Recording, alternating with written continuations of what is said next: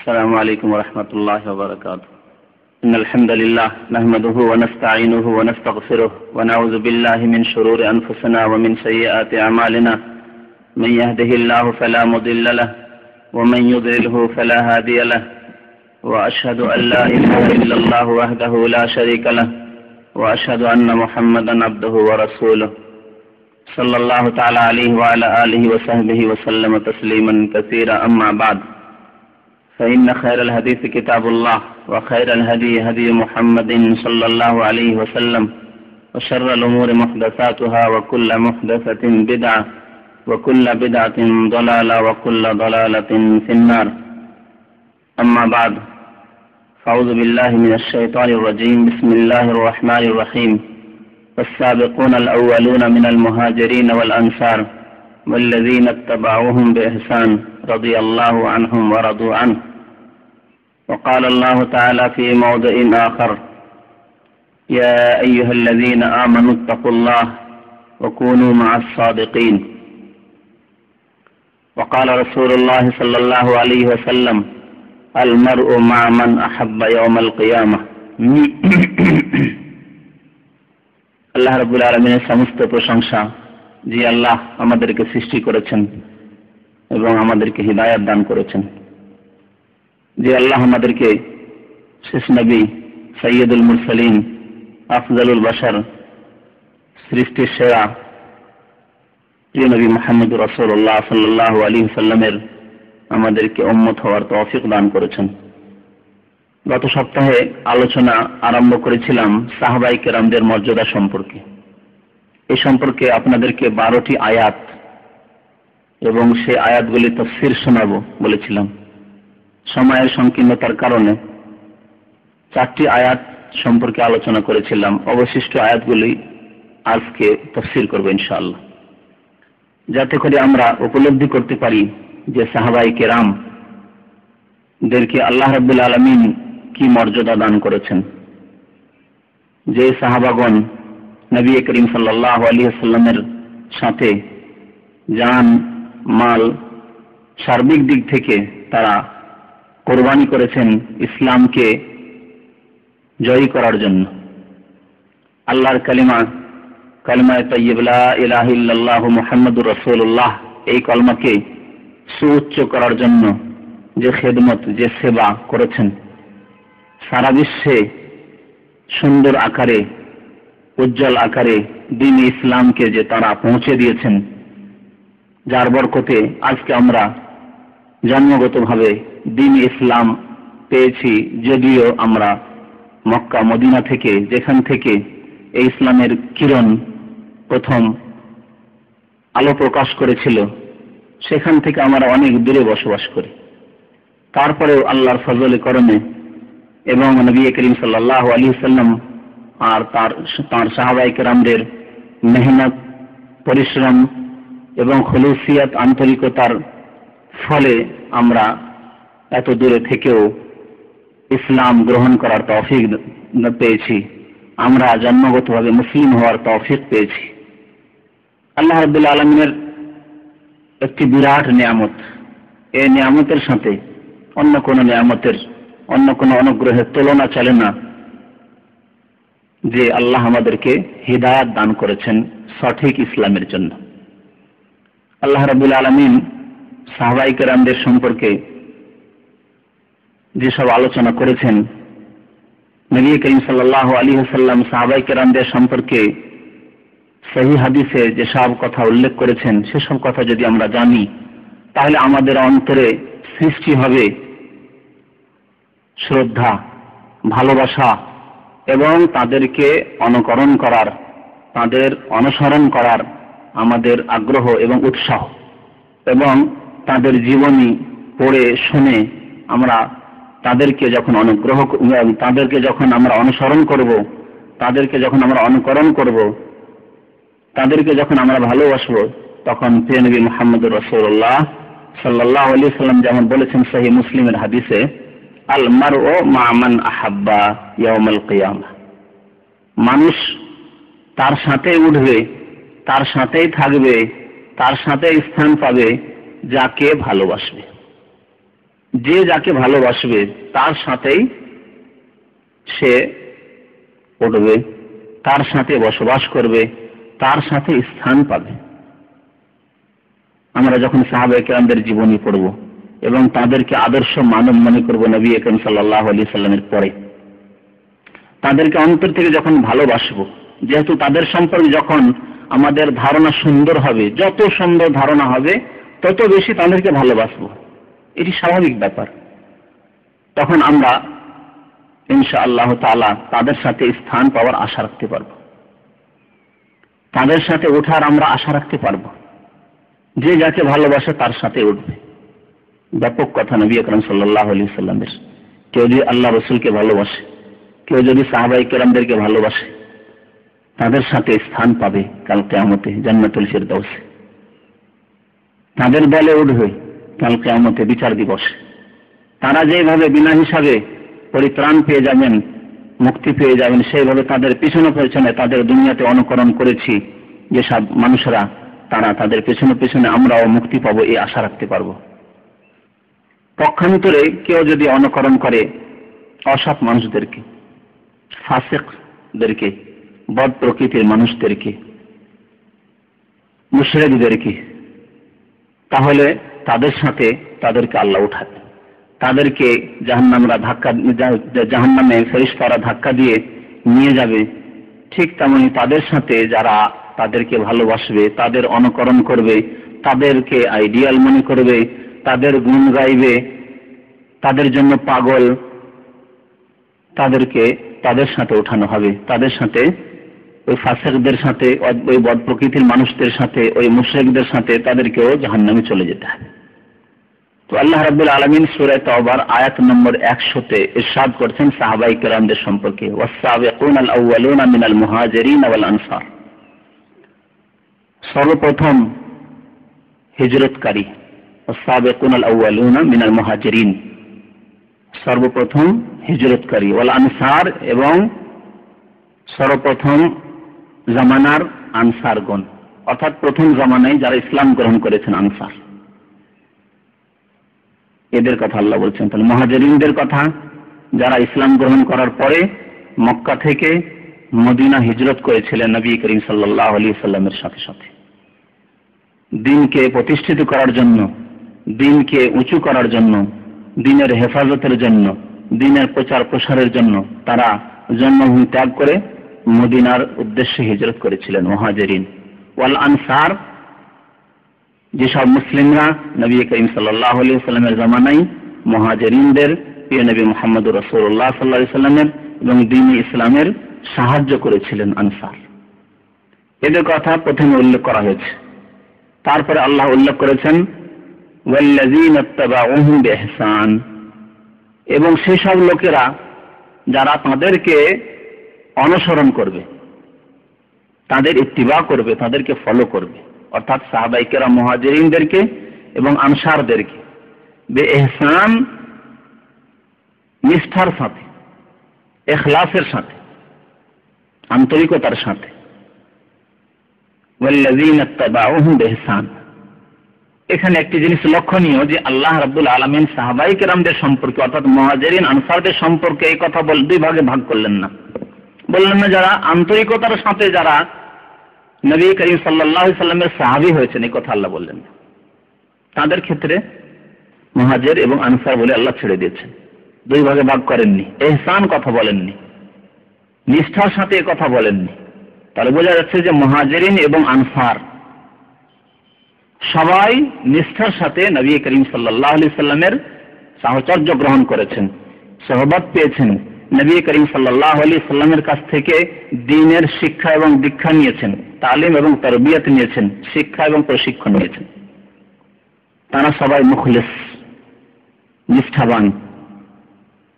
পক্ষান্তরে পরবর্তী লোকদের ক্ষেত্রে ওয়াল্লাযীনা ইত্তাবাউহুম, যারা সাহাবায়ে কেরামদেরকে, মুহাজিরিন এবং আনসারদেরকে ফলো করলো, তাদের অনুসরণ করলো, এই ক্ষেত্রে আল্লাহ বলছেন বিইহসান, নিষ্ঠার সাথে। তাহলে বোঝা যাচ্ছে পরবর্তীকালের মুসলমানদের মধ্যে দুই রকমের লোক হয়ে গেছিল। এক শ্রেণীর মানুষ যারা ইখলাসের সাথে, নিষ্ঠার সাথে, আন্তরিকতার সাথে, খুলুসিয়াতের সাথে সাহাবায়ে কেরামদেরকে ফলো করেছিল। আর এক শ্রেণীর মানুষ আছে যাদের মধ্যে এই আন্তরিকতা ছিল না, বংশগত হয়তো মুসলমান, জাতিগত মুসলমান, কিন্তু তাদের মধ্যে ঈমানি দুর্বলতা, কর্মের আমলের দুর্বলতা, আকীদার দুর্বলতা, ভেজাল কিছু ঢুকে যাওয়া হয়তো ছিল। যার ফলে আল্লাহ বলছেন ওদের ক্ষেত্রে ওয়াল্লাযীনা ইত্তাবাউহুম বিইহসান, তাদেরকে অর্থাৎ সাহাবায়ে কেরাম, মুহাজিরিন, আনসারকে যারা ফলো করেছেন তারা কারা? এই ক্ষেত্রে দুটি মত রয়েছে। একটি হচ্ছে যে কিয়ামত পর্যন্ত যত মুসলিম নরনারী আসবেন বা এসেছেন, সাহাবায়ে কেরামদের পরে, মুহাজিরিন আনসারদের পরে যত মুসলিম এসেছেন বা আসবেন কিয়ামত পর্যন্ত, এবং তারা সাহাবায়ে কেরামদেরকে ফলো করবেন। পরবর্তীতে যারা আছে তাদেরকে তাবে বলা হয়। তাবে, এই তাবা থেকে ওয়াল্লাযীনা ইত্তাবাউহুম, ফলো করা, ফলো করা, এজন্য বলা পিছনে পিছনে আসে। তো ইত্তিবা মানে ফলো করা, ইত্তিবা মানে অনুসরণ করা যারা পরে এসেছেন। তো পরে এসেছেন কারা? যত মুসলমান এসেছেন ইসলামের ইতিহাসে সাহাবায়ে কেরামদের পরে অথবা কিয়ামত পর্যন্ত আসবেন যারা এখন আসেননি। এদের মধ্যে দুই শ্রেণীর মুসলিম পাওয়া যাবে। এক শ্রেণীর মুসলিম যারা মুখলিস, যাদের মধ্যে আন্তরিকতা রয়েছে, নিষ্ঠার সাথে যারা ইসলামের উপর কায়েম রয়েছেন। আর এক শ্রেণীর মানুষ নিষ্ঠার সাথে ইসলামের উপর কায়েম নন, জন্মগত মুসলমান, নিজেকে বলে মুসলিম, কিন্তু আকীদায় দুর্বলতা, আমলে দুর্বলতা, সুন্নতকে, নবী সাল্লাল্লাহু আলাইহি ওয়াসাল্লামের আদর্শকে ফলো করার ক্ষেত্রে দুর্বলতা, বিদআতে লিপ্ত, নবী করিম সাল্লাল্লাহু আলাইহি ওয়াসাল্লাম এবং সাহাবায়ে কেরামদের সঠিক তরিকা থেকে দূরে অপসৃত হয়ে গেছেন। এইরকম লোক তারা, তাদের ক্ষেত্রে আল্লাহ সার্টিফিকেট দিচ্ছেন না, অর্থাৎ বিদআতি, আমলে দুর্বল, নামাজে দুর্বল, ইবাদত বন্দেগীতে দুর্বল, আকীদায় দুর্বল, ঈমানে দুর্বল, এদের ক্ষেত্রে আল্লাহ সার্টিফিকেট দিচ্ছেন না। তাহলে পরবর্তীতে যেসব মুসলিমরা আছে তাদের ক্ষেত্রে, পক্ষান্তরে সাহাবায়ে কেরামদের ক্ষেত্রে সবার ক্ষেত্রে সার্টিফিকেট দেওয়া হয়েছে। ওয়াল্লাযীনা ইত্তাবাউহুম বিইহসান। আর কারো কারো মতে ওয়াল্লাযীনা ইত্তাবাউহুম মানে শুধু তাবেঈন, যাদেরকে তাবেঈন বলা হয়। ইসলামের ভাষায় তাবেঈন বলা হয় যারা নবী করিম সাল্লাল্লাহু আলাইহি ওয়াসাল্লামের সাহাবায়ে কেরামকে ঈমান এবং ইসলামের অবস্থায় দেখেছেন এবং ঈমানের অবস্থায় মারা গিয়েছেন, তাবেঈন। তো যাই হোক, এই ক্ষেত্রে ব্যাপক অর্থ রাখাই ভালো, যাতে করে সমস্ত মুখলিস এবং যারা আন্তরিকতার সাথে ইসলামের উপর কায়েম থেকেছেন বা থাকবেন তাদেরকে শামিল করা যায়। এদের ক্ষেত্রে আল্লাহ বলছেন রাদিয়াল্লাহু আনহুম ওয়া রাদু আনহু, আল্লাহ তাদের উপর সন্তুষ্ট হয়ে গেছেন, রাজি হয়ে গেছেন। রাদিয়াল্লাহু আনহুম, মুহাজিরিন আনসার অর্থাৎ সাহাবীদের উপর, এবং তার সাথে সাথে পরবর্তী কালের মুসলিম যারা নিষ্ঠার সাথে, ইখলাসের সাথে সাহাবায়ে কেরামদের অনুসরণ করেছেন। রাদিয়াল্লাহু আনহু ওয়া রাদু আনহু, এবং আল্লাহ তাদের উপর, তারা আল্লাহর উপর সন্তুষ্ট হয়ে যাবেন। তারাও আল্লাহর উপর সন্তুষ্ট হয়ে যাবেন যখন আল্লাহ রাব্বুল আলামিন তাদেরকে অশেষ অনুগ্রহ দান করবেন। দুনিয়াতেও তারা আল্লাহর উপর অসন্তুষ্ট না। বালা মুসিবত আসলেও, বিপদ আপদ আসলেও সন্তুষ্ট, আলহামদুলিল্লাহ পড়ে। একজন মুমিন মুখলিস বালা মুসিবত, বিপদ আপদ হলে কি আল্লাহর উপর অসন্তুষ্ট হয়? না, আলহামদুলিল্লাহ বলে, আলহামদুলিল্লাহ আলা কুল্লি হাল। বিগত যুগ স্মরণ করে, আলহামদুলিল্লাহ আমাকে অনেকদিন আল্লাহ সুখে রেখেছেন, আজকে না হয় একটু অসুস্থ হয়ে পড়লাম, এতদিন ধরে সুখে আছি। অন্যদেরকে দেখে যে আমি তো ওদের চেয়ে অনেক ভালো, আমার ঘরে যদি ধন দৌলত না থাকে, টাকা পয়সা না থাকে, আমার যদি অভাব থাকে, কিন্তু আমার তো হাত পা ঘোরার নেই, আমি তো অন্ধ না, অনেকে তো অন্ধ। এইদিকে দেখে আল্লাহ শুকরিয়া আদায় করে, বলে আলহামদুলিল্লাহ আমি অনেকের চাইতে ভালো আছি। দুনিয়াতেও তারা আল্লাহর উপর সন্তুষ্ট, আল্লাহ তাদের উপর সন্তুষ্ট। আর আখিরাতে আল্লাহ রাব্বুল আলামিন পরকালে এমন অশেষ নিয়ামত দেবেন যে তারা আল্লাহর উপর সন্তুষ্ট হয়ে যাবে। তারপরে আল্লাহ রাব্বুল আলামিন তাদের সম্পর্কে বলছেন ওয়া'আদ্দা লাহুম জান্নাতিন তাজরি তাহতাহাল আনহার, তাদের জন্য আল্লাহ রাব্বুল আলামিন এমন জান্নাত সমূহ তৈরি করে রেখেছেন যার নিচে ঝর্ণা ধারা প্রবাহিত, নহর প্রবাহিত। এত সুন্দর জান্নাত আল্লাহ রাব্বুল আলামিন এই মুহাজিরিন আনসার সাহাবীদের জন্য এবং সাহাবীদের পথকে যারা অনুসরণ করবে তাদের জন্য তৈরি করে রেখেছেন। এই হলো সাহাবায়ে কেরামদের মর্যাদার কথা। সাহাবায়ে কেরামদের যারা অনুসরণ করবে তাদের ফজিলতের কথা এখানে বলা হয়েছে ইখলাসের সাথে। এই জন্য আরেকটি হাদিস রয়েছে, মুয়াত্তা মালিকি হাদিসটি রয়েছে, অন্যান্য হাদিস, প্রসিদ্ধ হাদিস, মুসলিম উম্মতের মধ্যে অনেক দল উপদল সৃষ্টি হবে, অনেক ফেরকা সৃষ্টি হবে সম্পর্কে হাদিসটি রয়েছে। প্রিয় নবী মুহাম্মদ রাসূলুল্লাহ সাল্লাল্লাহু আলাইহি ওয়াসাল্লাম ওই হাদিসে বলেছেন, ইফতারাকাত বানু ইসরাঈল আলা 71 ফিরকা। বনি ইসরাইল অর্থাৎ ইহুদিরা 71 ভাগে বিভক্ত হয়েছে। 71টি দল সৃষ্টি হয়েছে ইহুদিদের মধ্যে, বনি ইসরাইলদের মধ্যে। ওয়াফতারাকাত নাসারা আলা 72 ফিরকা। আর খ্রিস্টানরা 72 দলে বিভক্ত হয়েছে, 72 দলে বিভক্ত হয়েছে। ওয়াসাতাফতারিকু উম্মতি আলা 73 ফিরকা। আর আমার উম্মত 73 দলে বিভক্ত হবে, 73 দলে বিভক্ত হবে। কুল্লুহুম ফিন্নার ইল্লা ওয়াহিদা। এবং সমস্ত দলগুলো জাহান্নামে যাবে, ফিন্নার, জাহান্নামে যাবে, ইল্লা ওয়াহিদা, একটি ছাড়া, একটি দল ছাড়া। আজকে দল উপদল নিয়ে আলোচনা নেই, আজকে আলোচনা রয়েছে শেষ অংশটুকু নিয়ে। সাহাবায়ে কেরাম জিজ্ঞেস করলেন, কিলা মান হুম ইয়া রাসূলুল্লাহ, ওই একটি দল যে জান্নাতে যাবে ওই দলটি কারা, ওই দলের লক্ষণ কি, কেমন করে সেই দলটিকে চিনবো এবং তাদের সাথ দেবো আমরা যদি সেই জামানা পাই, ফিরকাবন্দির জামানা পাই, দলে দলে যখন বিভক্ত হয়ে যাবে মুসলিম জাতি, সেই জামানা যদি আমরা পেয়ে যাই, সেই ফিতনার জামানা, তাহলে কোন দলের সাথ দেবো, এর লক্ষণ কি? নবী আকরাম সাল্লাল্লাহু আলাইহি ওয়াসাল্লাম কি উত্তরে বলেছিলেন? হিয়া মা আনা আলাইহিল ইয়াউম ওয়া আসহাবি। সেই দলটি হচ্ছে যে মা আনা আলাইহিল ইয়াউম, আজকের জামানায় যেই পথের ওপর আমি কায়েম রয়েছি, নবী করিম সাল্লাল্লাহু আলাইহি ওয়াসাল্লাম যেই পথের ওপর ছিলেন, ওয়া আসহাবি, এবং আমার সাহাবাগণ যেই পথের ওপর প্রতিষ্ঠিত। তাহলে সাহাবায়ে কেরামরা যেই পথের ওপর প্রতিষ্ঠিত, সেই পথ যারা অনুসরণ করবে, এই হচ্ছে লক্ষণ। কোন নাম বলেননি নবী করিম সাল্লাল্লাহু আলাইহি ওয়াসাল্লাম, অমুক দল, নাম ধরে বলেননি। কিন্তু নাম বলে দিলে তো সবাই ওই নাম গ্রহণ করতো, হক বাতিল সবাই ওই নাম গ্রহণ করতো। যেমন আজকাল আমাদের দেশে যারা কবর মাজার পূজা করে, তাদের নাম হচ্ছে আহলে সুন্নাত। উপমহাদেশে ভারত, ইন্ডিয়া, পাকিস্তানে আহলে সুন্নাত ওয়াল জামাত নামটি এখন নিয়েছে কবর পূজারীরা। তাদের বড় বড় দফতর, অফিস, এবং অফিসে বড় সাইনবোর্ড লেখা আছে আহলে সুন্নাত ওয়াল জামাতের অফিস। পাকা কবর পূজারী, কবরে সেজদা করা তাদের কাছে ইবাদত, গায়রুল্লাহকে সেজদা করা আল্লাহ সন্তুষ্টির পথ। নাম হচ্ছে আহলে সুন্নাত ওয়াল জামাত। তারা নাম দিয়ে চেনা মুশকিল, নাম দেখে, লেভেল দেখে চেনা মুশকিল যে কোন দলটি জান্নাতে যাবে, কোন দলটি মুক্তি পাবে, ফিরকা নাজিয়া, নাজাত প্রাপ্ত দল কোনটি। নবী করিম সাল্লাল্লাহু একটি লক্ষণ বলেছেন যে আমি আজকে কথা বলেছেন ওই জামানায়, নবী করিম সাল্লাল্লাহু আলাইহি ওয়াসাল্লামের জামানায় যেই পথে নবী সাল্লাল্লাহু আলাইহি ওয়াসাল্লাম এবং যেই পথে সাহাবায়ে কেরামরা, পরবর্তীকালের পথের কথা বলা হয়নি।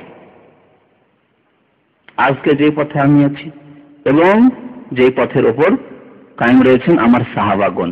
কি বুঝতে পারলেন? যে সাহাবায়ে কেরামদের পথকে কেউ যদি অনুসরণ করে, তাহলে তারা কি নাজাত প্রাপ্ত দল, তারা জান্নাতি, তারা জান্নাতে যাবে।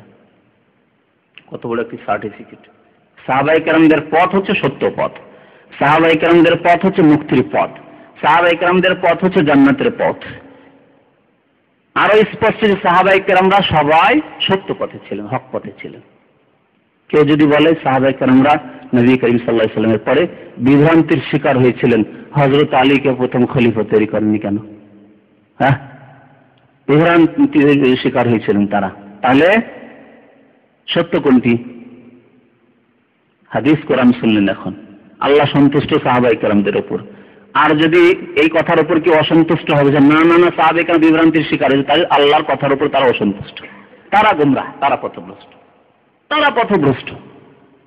কেউ যদি আলোচনা সমালোচনা করে কোন সাহাবীর, সে আবু বকরের হোক, ওমরের হোক, ওসমানের হোক, অথবা আলীর হোক, হাসান হুসাইনের হোক, বা মুআবিয়া রাদিয়াল্লাহু তাআলা আনহু হোক, অথবা আমর ইবনে আসের হোক, কোন সাহাবীর হোক না কেন, আয়েশা সিদ্দিকা রাদিয়াল্লাহু তাআলা আনহার হোক, আর ফাতেমার হোক, যদি কেউ আলোচনা সমালোচনা করে বা বিদ্বেষ রাখে, তাহলে সে মুসলিম হতে পারে না, আল্লাহর কথার উপর সন্তুষ্ট হলো না। আল্লাহ বলেছেন রাদিয়াল্লাহু আনহুম ওয়া রাদু আনহু, আমি আল্লাহ রাজি তাদের উপর, আর তারাও আমার উপর সন্তুষ্ট।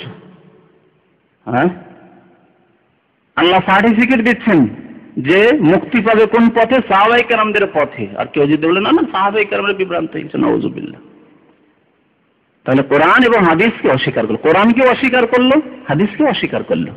আল্লাহ যার উপর সন্তুষ্ট তারা সন্তুষ্ট হতে চায় না, অসন্তুষ্ট, চরম অপরাধ। এই জন্য আহলে সুন্নাত ওয়াল জামাতের আকীদা হচ্ছে যে যদি কেউ সাহাবায়ে কেরামদের সমালোচনা করে, গালিগালাজ করে, তাদের ক্ষেত্রে অকথ্য ভাষা প্রয়োগ করে, তো সে মুসলমান থাকতে পারে না, সে কুফরি করলো। আল্লাহ রাব্বুল আলামিন আরো ইরশাদ করেছেন সূরা তাওবার 118 নম্বর আয়াতে, ইয়া আইয়ুহাল্লাযীনা আমানুত্তাকুল্লাহ ওয়া কুনু মা'আস সাদিকিন।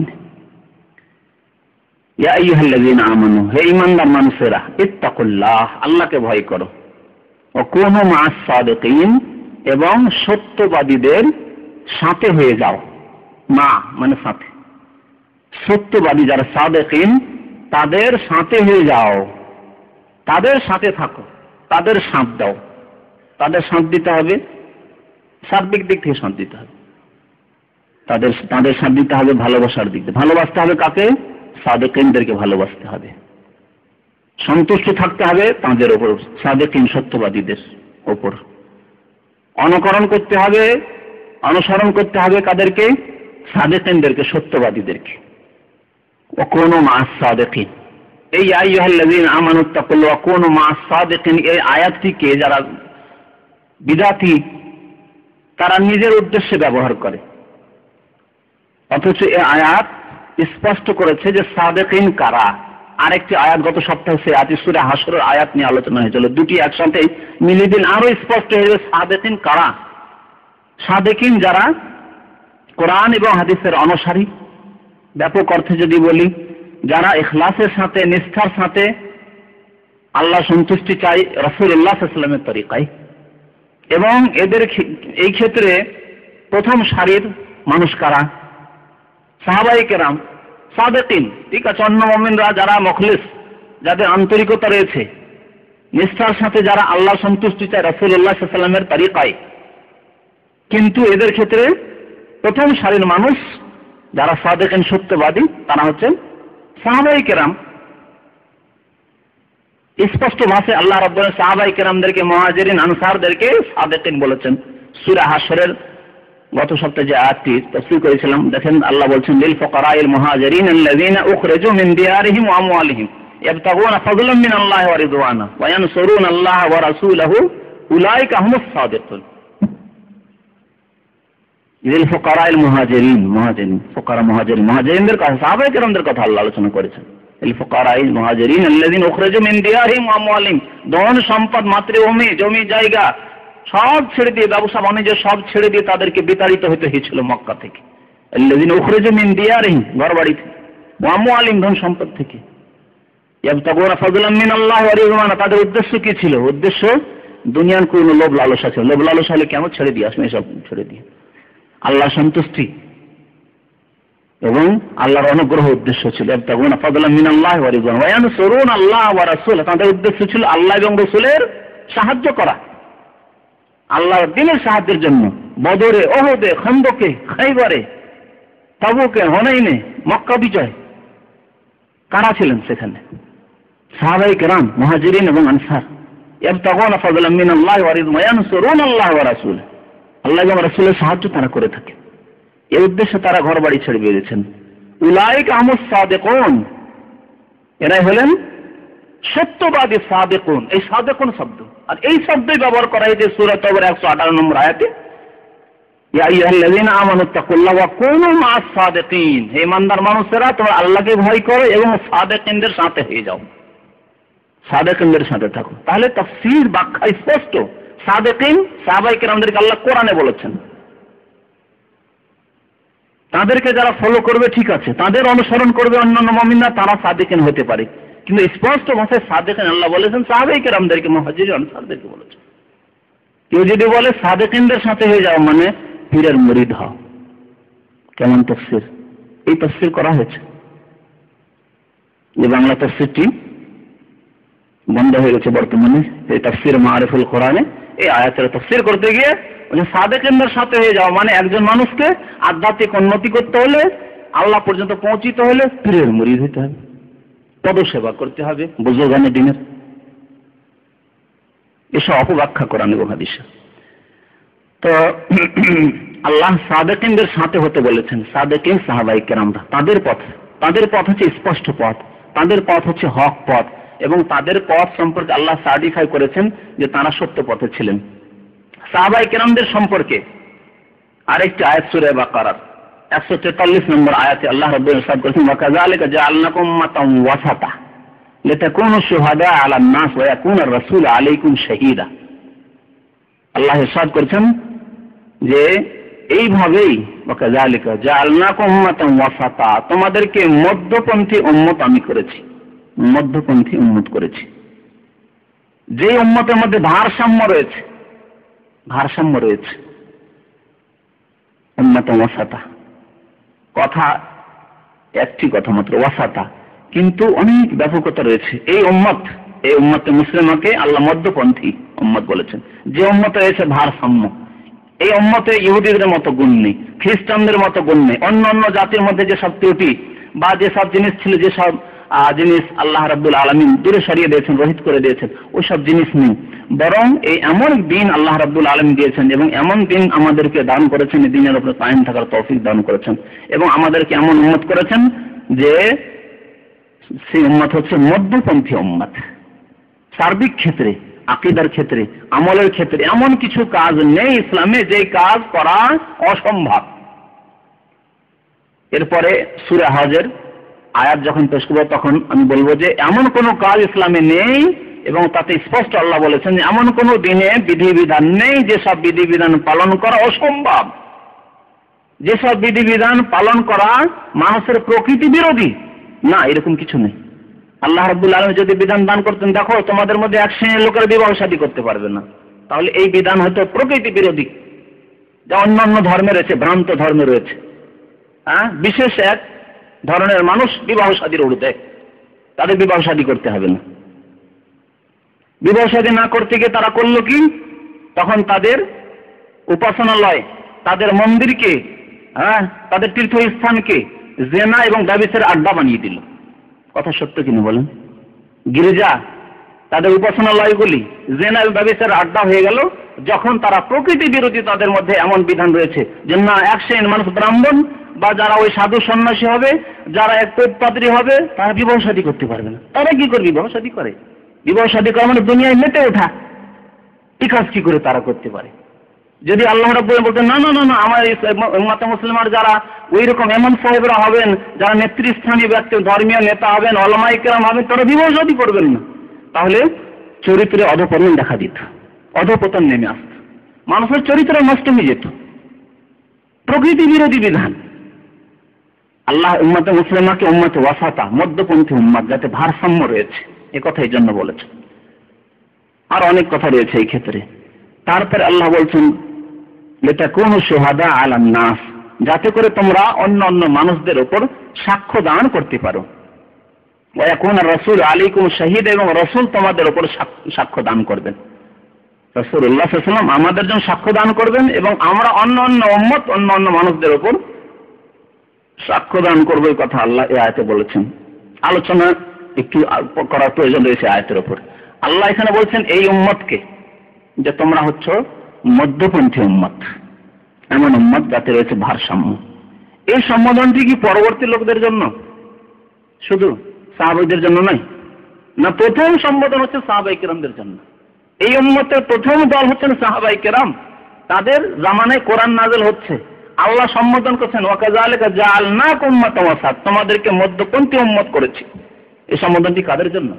প্রথম সারিতে সাহাবায়ে কেরামদের জন্য। পরোক্ষভাবে আমরা তাতে শামিল, প্রত্যক্ষভাবে আল্লাহ সম্বোধন করেছেন সাহাবায়ে কেরামদেরকে উম্মাতান ওয়াসাতা। ওয়াসাতের আরেকটি তাফসীর করা হয়েছে খিয়ারান, উত্তম উম্মত। খিয়ারান মনোনীত উম্মত, আল্লাহর মনোনীত উম্মত, উত্তম উম্মত। যেমন অন্য জায়গায় আল্লাহ রাব্বুল বলছেন কুনতুম খায়রা উম্মাহ, তোমরা উত্তম উম্মত। আমরা সাক্ষ্য দান করব, এর তাফসীর একটি হাদিস রয়েছে। নবী আকরাম সাল্লাল্লাহু আলাইহি সাল্লাম বলেছেন যে যখন কিয়ামতে হিসাব নিকাশ হবে, তখন নবী করিম সাল্লাল্লাহু আলাইহি ওয়াসাল্লাম বললেন যে আমার উম্মতকে আমি তোমার দিন আল্লাহ পৌঁছে দিয়েছি, সুন্দররূপে পৌঁছে দিয়েছি। বিদায় হজে নবী করিম সাল্লাল্লাহু আলাইহি ওয়াসাল্লাম যে বিদায় খুতবা দিয়েছিলেন হাজ্জাতুল ওয়াদার আরাফায়, শেষখানে বলেছেন আল্লাহুম্মা হাল বাল্লাগতু, আল্লাহুম্মা হাল বাল্লাগতু, আল্লাহুম্মা হাল বাল্লাগতু। হে আল্লাহ, আমি কি পৌঁছে দিলাম, আমি কি পৌঁছে দিলাম, আমি কি তোমার মিশন কি মানুষ পর্যন্ত পৌঁছে দিলাম কিনা? সাহাবায়ে কেরাম এক বাক্যে কি বলেছিলেন? আল্লাহুম্মা নাম, আল্লাহর দোহাই দিয়ে বলছি, আল্লাহর নাম নিয়ে আমরা বলছি যে হ্যাঁ আপনি অবশ্যই এই দ্বীনের তাবলীগ করে দিলেন, দিন আমাদের পর্যন্ত সুন্দর রূপে পৌঁছে দিলেন। নবী আকরাম সাল্লাল্লাহু আলাইহি ওয়াসাল্লাম কাল কিয়ামতে যখন বলবেন আমি পৌঁছে দিয়েছি, এই উম্মত অস্বীকার করবে না। এই উম্মত বলবে যে হ্যাঁ আমাদের নবী সুন্দর রূপে দিন পৌঁছে দিয়েছিলেন। কিন্তু অন্যান্য নবীদেরকে নিয়ে আসা হবে, অন্যান্য উম্মত জাতিদেরকে নিয়ে আসা হবে। হাদিস রয়েছে এমন এমন উম্মত আছে যে তাদের অধিকাংশই নবীকে অস্বীকার করেছে, অধিকাংশই অস্বীকার করেছে। হয়তো অল্প সংখ্যক লোক ঈমান নিয়ে আসছে সেই নবীর উপর।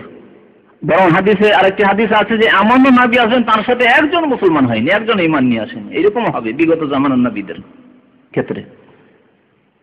তো সেই উম্মতগুলোকে আল্লাহর ফেরেশতারা ধরে নিয়ে আসবে হাসরের মাঠে, বিচার দিবসে। আল্লাহ বলবেন তোমাদের কাছে নবী আসেনি কি?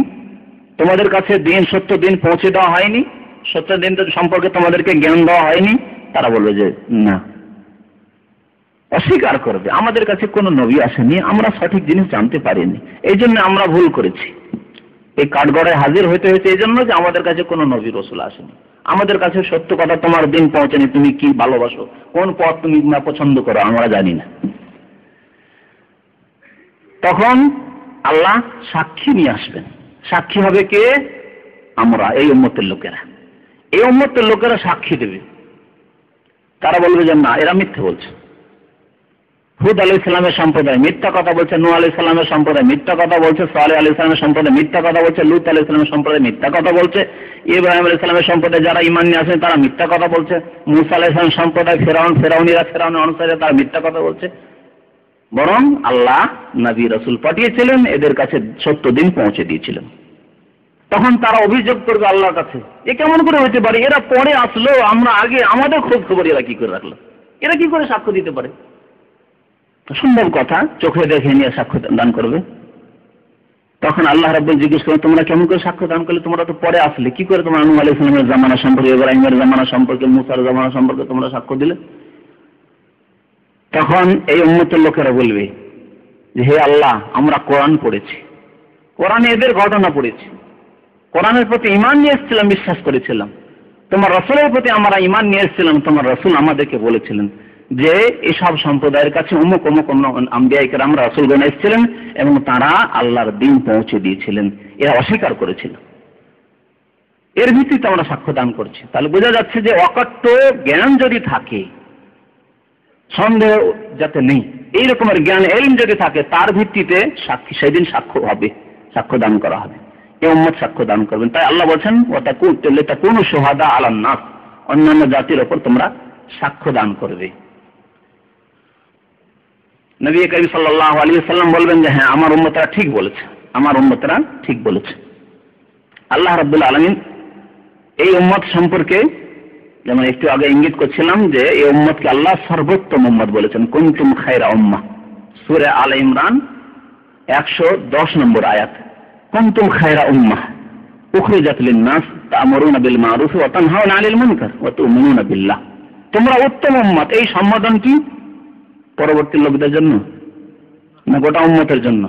গোটা উম্মতের জন্য যদি সম্বোধন হয় তাহলে এই উম্মতের যে প্রথম সারির মানুষ সাহাবায়ে কেরামরা, তাদের জন্য প্রত্যক্ষ সম্বোধন। সেই জামানে আল্লাহ নাজিল করলেন এই আয়াত সূরা আলে ইমরান, কুনতুম খায়রা উম্মাহ। সম্বোধন কাকে হইল? সাহাবায়ে কেরামদেরকে। পরোক্ষভাবে আমরা সেই সম্বোধনে যারা সাহাবায়ে কেরামদের পথের অনুসারী তাদের জন্য সম্বোধন রয়েছে, অবাঞ্ছিতদের জন্য নয়। যারা সঠিক পথ ছেড়ে দিয়েছে বা হারিয়ে দিয়েছে তাদের জন্য নয়। কুনতুম খায়রা উম্মাহ, তাহলে উত্তম জাতি বলে আল্লাহ সম্বোধন করলেন সাহাবায়ে কেরামদেরকে। আর সাহাবায়ে কেরামদের মিশন হচ্ছে তা'মুরুনা বিল মা'রুফ, যারা সাহাবায়ে কেরামদের পথের ওপর কায়েম থাকবে, পরবর্তী জামানার লোকেরা তাদেরও কাজ এইরকম হবে যে তোমরা ভালো কাজের উপদেশ দেবে, তা'মুরুনা বিল মারুফ, ভালো কাজের উপদেশ দেবে, ওয়া তানহাউনা আনিল মুনকার, অন্যায় কাজ থেকে বাধা দেবে, অন্যায় কাজের প্রতিবাদ করবে, অন্যায় কাজ হলে প্রতিবাদ করবে। যেমন নবী করিম সাল্লাল্লাহু আলাইহি ওয়াসাল্লাম বলেছেন সেই মুসলিমের হাদিসে যে অন্যায় কাজ যদি কোথাও হয় তাহলে শক্তি থাকলে হাত দিয়ে বাধা দেবে, মানে ক্ষমতা প্রয়োগ করবে, বল প্রয়োগ করে বাধা দেবেন। ক্ষমতা থাকলে, যেখানে ক্ষমতা নেই সেখানে হাত প্রয়োগ করা বা বল প্রয়োগ করা জায়েজ নয়। যেখানে বল প্রয়োগ করলে ক্ষতি হতে পারে বা আপনার কাজ সেটি নয়, সেই কাজ আপনার করলে হবে না, আপনার ক্ষমতা দেখতে হবে। আপনার ক্ষমতা হচ্ছে যে আপনি আপনার ছেলে মেয়ে স্ত্রী তাদেরকে অন্যায় কাজ থেকে বিরত রাখার জন্য, অন্যায় প্রতিবাদের জন্য বল প্রয়োগ করতে পারবেন। আপনার মেয়ে পর্দা করছে না, আপনার স্ত্রী পর্দা করছে না, আপনার স্ত্রী নামাজ পড়ছে না, আপনি বল প্রয়োগ করতে পারবেন না? বল প্রয়োগ করতে পারবেন, কিন্তু আপনার প্রতিবেশীর স্ত্রী বেহায়া, আপনার প্রতিবেশীর স্ত্রী নামাজ পড়ছে না, তো আপনি কি বল প্রয়োগ করতে পারবেন? আপনার জন্য জায়েজ হবে? জায়েজ হবে না। তাহলে আপনি একজন সাধারণ মানুষ, এমন কোন কাজ কি হাতে নিতে পারবেন যে কাজটি হচ্ছে রাষ্ট্র সরকারের, রাষ্ট্রপ্রধানের কাজ, সেই কাজ আপনি হাতে নিতে পারবেন না। প্রত্যেককে আল্লাহ রাব্বুল যতটা ক্ষমতা দিয়েছেন ততটাই ক্ষমতা প্রয়োগ করতে, এবং যতটা তার ক্ষমতা ভুক্ত বা তার মানে ক্ষেত্রে রয়েছে, অন্য ক্ষেত্রে গেলে হবে না। কুনতুম খায়রা উম্মাহ উখরিজাত লিন-নাস তা'মুরুনা বিল মারুফ ওয়া তানহাউনা আনিল মুনকার, যদি এই ক্ষমতা না থাকে বল প্রয়োগ করে বাধা দেওয়ার, তাহলে কথার দ্বারা বাধা দিতে পারবেন, কথার দ্বারা অন্য হলেও ও বাধা দিতে পারবেন অন্যায় থেকে। তাও যদি সম্ভব না হয়, এইরকম পরিবেশ আল্লাহ না করে হয়, যদি এইরকম পরিবেশ হয় যে যেখানে কথা বলাও মুশকিল, সত্য কথা, বাতিলের বিরুদ্ধে কথা বলাও মুশকিল, অসম্ভব, জীবন নিয়ে টানাটানি রয়েছে, ঈমান নিয়ে টানাটানি রয়েছে, সেখানে কি করতে হবে? ফাবি কলবিহি, অন্তর থেকে ঘৃণা করে প্রতিবাদ করতে হবে, অন্তর থেকে ঘৃণা করতে হবে। অন্তর থেকে ঘৃণা করবেন আর তাদের সাথ দেবেন, তাও চলবে না। যেমন কোন বিবাহ সাদের অনুষ্ঠানে গিয়েছেন আর সেখানে অন্যায় কাজ, সেখানে হচ্ছে গান, সেখানে হচ্ছে বাজনা, সেখানে হচ্ছে বেহায়া বিপর্দা একাকার, মানে নারী পুরুষ একাকার হয়ে বিবাহ সাদের অনুষ্ঠান হচ্ছে, আর বলছেন যে এই সমাজে কথা বলা সম্ভব নয়। কে বললো কথা বলা সম্ভব নয়? কথা বলা সম্ভব নয় আর আপনাকে দাওয়াত করেছে, মেরে দিবে আপনাকে? না, এই কথা নয়, মিথ্যা কথা এটি। কথা বললে কাজ হবে না, এই কথা, তার মানে এই নয় যে কথা বলতে হবে না। কথা বললেন কাজ হবে না, হয়তো আপনার কথায় কাজ হলো না, কিন্তু কথা বলতে তো বাধা নেই, সেখানে কথা বলতে হবে। যদি কথা বলা অসম্ভব, যে না না আমার পক্ষে সম্ভব নয়, এই আমার নেতার বাড়ির অনুষ্ঠান, বিয়ের অনুষ্ঠান, যেখানে আমার বললে অসুবিধা আছে, অসুবিধা আছে, আর এই অসুবিধা আপনি বরদাস্ত করতে পারবেন না, ঠিক আছে, ওইরকম মুসিবত বরদাস্ত করতে পারবেন না, ঠিক আছে। আর যদি না না না তারপরে যে পরিণতি রয়েছে, এই পরিণতি আমার ক্ষমতা নিয়ে বরদাস্ত করার, তাহলে সেই মজলিস ত্যাগ করতে হবে, ত্যাগ করতে হবে। সেই রকম অনুষ্ঠান নিয়ে অংশগ্রহণ করা আপনার জন্য হারাম, না যায়। বললেন যে আমি অন্তর থেকে ঘৃণা করেছি কিন্তু দাওয়াত খেয়েছি, চলবে? অন্তর থেকে ঘৃণা করে আবার দাওয়াত খেলেন, যেখানে আরাম কাজ হচ্ছে, নারী পুরুষ একাকার, যেখানে আপনার গান আর বাজনা, আর যেখানে অন্যায় কাজ হচ্ছে, আর সেখানে বলবেন যে আমি অন্তর থেকে ঘৃণা করেছি। লোকেরা মদ খাচ্ছে, যে ইচ্ছা করছে মদ খাচ্ছে, আর আপনি ভাত খেয়ে চলে এলেন, বললেন যে আমি অন্তর থেকে ঘৃণা করেছি। না না, এর নাম অন্তর থেকে ঘৃণা করার নাই। অন্তর থেকে ঘৃণার অর্থ হচ্ছে যে আপনি এইরকম মজলিস, এইরকম অনুষ্ঠান, এইরকম লোকের সাথে বন্ধুত্ব সব ত্যাগ করতে হবে, এইভাবে প্রতিবাদ হবে। আর প্রতিবাদই হলো না, যদি ওই অনুষ্ঠানে শরিক হলেন, তার সাথে বন্ধুত্ব রাখলেন, তাহলে সে টের পেল কি করে যে লোকটি প্রতিবাদ করলো ঘৃণা করে? আপনার ঘৃণা প্রকাশ পেল? আপনার ঘৃণা প্রকাশ পেল না। তাহলে আপনার ঘৃণা প্রকাশ পেতে হবে, যাতে বুঝতে পারে যে না, আমাদের এই সভাকে ঘৃণা করেছে তিনি, তাহলে সেই সভা, সেই অনুষ্ঠান বর্জন করতে হবে আপনাকে। তো আল্লাহ মুমিনদের শান বলছেন যে অন্যায় থেকে বাধা দেবে, কত মিনুনা বিল্লাহ, তার আল্লাহর প্রতি ঈমান রাখবে। আর এই তিনটি গুণ সাহাবায়ে কেরামদের মধ্যে পুরোপুরিভাবে ছিল, পুরোপুরিভাবে পূর্ণতার সাথে সাহাবায়ে কেরামদের মধ্যে এই গুণ ছিল। আর যত জামানা যাচ্ছে পেছন দিকে, তত এই গুণ মুসলিম উম্মাত থেকে দূরে সরে যাচ্ছে বা দুর্বল হতে যাচ্ছে। মুসলিম উম্মাত থেকে এই গুণ যখন দুর্বল হতে যাচ্ছে, তখন আল্লাহ রাব্বুল আলামিন আমাদের সাহায্যও ছেড়ে দিচ্ছেন, সাহায্য করছেন না। যখন এই গুণগুলি আরো মজবুত হতে লাগবে, তখন আল্লাহর সাহায্য নেমে আসবে। যেমন আল্লাহর সাহায্য নেমে এসেছে বদরে, ওহদে, মক্কা বিজয়ে, খয়বরে, তাবুকে, হুনাইনে যেভাবে আল্লাহ সাহায্য নেমে এসেছে ওইভাবে সাহায্য নেমে আসবে। তা'মুরুনা বিল মারুফ ওয়া তানহাউনা আনিল মুনকার ওয়া তু'মিনুনা বিল্লাহ। তো সাহাবায়ে কেরামদের এই গুণ ছিল। ওই গুণ যারা সৃষ্টি করবে নিজের মধ্যে, এই কাজগুলি যারা করবে তারা হচ্ছে সত্যিকার সাহাবায়ে কেরামদের অনুসারী, যাদের কথা আল্লাহ বলেছেন ওয়াত্তাবিউনা লাহুম বিইহসান সূরা তাওবা, এবং তাদের ক্ষেত্রে আল্লাহ বলেছেন যে আল্লাহ তাদের উপর সন্তুষ্ট হবেন আর তারাও আল্লাহর উপর সন্তুষ্ট হয়ে যাবে। আল্লাহ রাব্বুল আলামিন আরো একটি আয়াতে সূরা হজের আয়াত নম্বর ৭৮, সেই আয়াতটিতে আল্লাহ এই মুসলিমদের কথা উল্লেখ করে বলছেন ওয়াজাহিদু ফিল্লাহি হাক্কা জিহাদিহি, হে মানুষ তোমরা আল্লাহর রাস্তায় সত্যিকার অর্থে জিহাদ করো। জিহাদের একটি ব্যাপক অর্থ রয়েছে, জিহাদ বিভিন্ন প্রকারের রয়েছে। ব্যাপক অর্থ যদি বর্ণনা করা হয় তাহলে সব রকমের জিহাদগুলিকে শামিল। অস্ত্রের দ্বারা জিহাদ এক জিহাদ, হাতের দ্বারা জিহাদ এক জিহাদ, কথার দ্বারা জিহাদ এক জিহাদ, অন্তরে ঘৃণা করে প্রতিবাদ করে জিহাদ সে এক জিহাদ, কলমের দ্বারা জিহাদ এক জিহাদ, বক্তব্যের দ্বারা জিহাদ বাতিলের বিরুদ্ধে সে এক জিহাদ, লেখনের দ্বারা জিহাদ, কিতাব পমফ্লেট ইত্যাদি ইত্যাদি ইহু জিহাদ, সবগুলি দিনের প্রচার প্রসার ঘটিয়ে জিহাদ সেও এক জিহাদ। এমনকি শয়তানের বিরুদ্ধে জিহাদ, সেই শয়তান গোমরাহ করার জন্য, পথভ্রষ্ট করার জন্য, মানুষের মুমিনের পদস্খলন ঘটুক, পাপ হোক মুমিন দ্বারা, এর জন্য শয়তান লেগে আছে। আপনি শয়তানের বিরুদ্ধে জিহাদ করছেন, শয়তানকে সুযোগ দিচ্ছেন না, সেও এক জিহাদ। জিহাদ অনেক প্রকার রয়েছে, সবগুলি জিহাদের কথা আল্লাহ এখানে বলেছেন। এক রকমের জিহাদ শুধু নয়, ওয়াজাহিদু ফিল্লাহি হাক্কা জিহাদিহি, আল্লাহর রাস্তায়। এই জন্য জিহাদের শাব্দিক অর্থ হচ্ছে শ্রম করা, মেহনত করা, পরিশ্রম করা।